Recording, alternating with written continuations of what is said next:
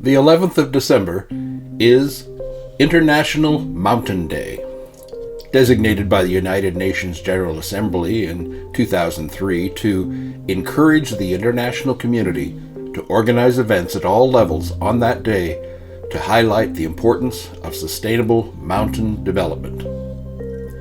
International Mountain Day is observed every year on December 11th with themes relevant to sustainable mountain development.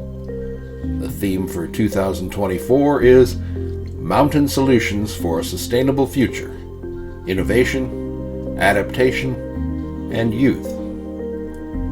Mountains are home to 15% of the world's population and a quarter of the world's land, animals, and plants.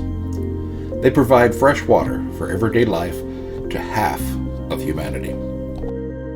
Subscribe to Easygoing Travel to receive regular updates on important holidays, food festivals, notable events, and easygoing destinations. See you there!